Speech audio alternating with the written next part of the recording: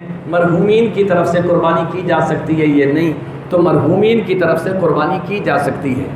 نبی کریم صلی اللہ علیہ وسلم نے آخری سال جو قربانی کی 2 دمبے کیے، ایک اپنی طرف سے، دوسرا دمبا ذبح کرتے ہوئے آپ نے فرمایا یا اللہ یہ میری امت کے وہ غریب لوگ جو نہیں کر سکتے، میں محمد ان کے لیے پیش کی قربانی کر کے جا رہا ہوں۔ کتنی پیاری ذات ہے حضور نبی کریم صلی اللہ علیہ وسلم کی امت کا کتنا درد تھا، تو اگر یہ چیز نہیں پہنچتی تو حضور تو کر کے جا رہے ہیں۔ پھر حضور نے حضرت علی رضی اللہ تعالیٰ عنہ کو وصیت فرمائی، علی جب تک تم زندہ رہو ہر سال میری طرف سے قربانی کرتے رہنا۔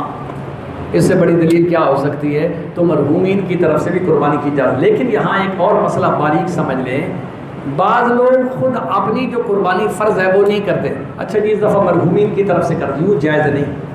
مرحومین کی طرف سے اس وقت کر سکتے ہیں جب اپنی قربانی کرنے کے بعد گنجائش ہو تو آپ ان کی طرف سے کر دیں، وہ آپ کے محسن ہیں، آپ کے والدین ہیں، آپ کے بزرگ ہیں۔ خود نبی کریم صلی اللہ علیہ وسلم کی ذات کی طرف سے کرنی چاہیے، حضور ہماری طرف سے کر کے گئے ہیں، ہمارا بھی حق ہے نا ہم حضور کی بارگاہ میں نذرانہ ہدیہ پیش کریں، تو یہ بھی